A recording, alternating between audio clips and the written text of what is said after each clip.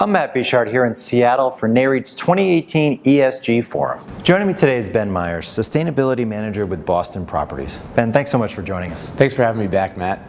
Now, last year when we talked, you mentioned your company's involvement with the Global Reporting Initiative and the importance of some cohesive industry standards being developed.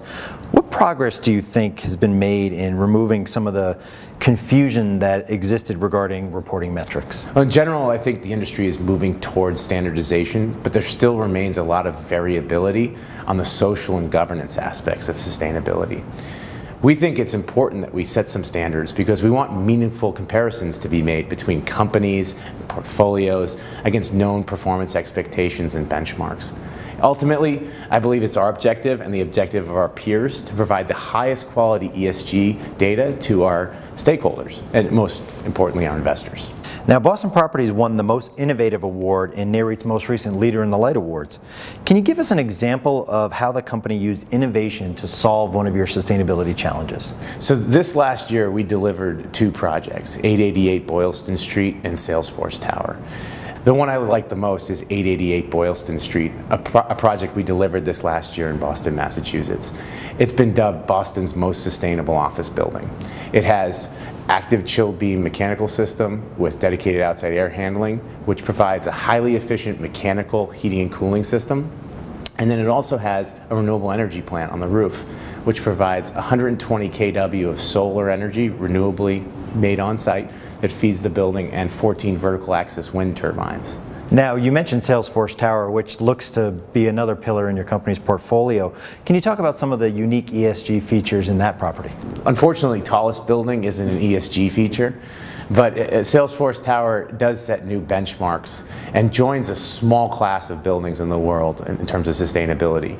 It will be the most efficient energy and water building on our entire portfolio, and that's largely due to the inclusion of another high-performance HVAC system, underfloor air distribution with outside air intakes at every floor, 100% LED lighting, fairly conventional now at this point in these new developments. But what's truly special about this project is a black water treatment plant. So all of the rainwater harvested on site, all the wastewater from the toilets and plumbing fixtures is collected and treated on site in the building.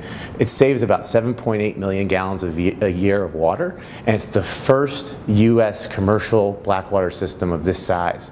And I just want to say that we are thrilled to be partnering with Salesforce. That organization really is pushing the bar on sustainability.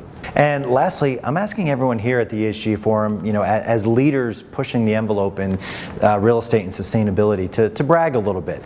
If you had to pick one statistic that you're particularly proud of or goal that you've achieved, what would it be for Boston Properties? Well, we hit our first round of energy emissions and water goals 3 years ahead of schedule. So that's a 20% energy use reduction, 22% water use reduction, and a 32% greenhouse gas emissions reduction below a 2008 base year.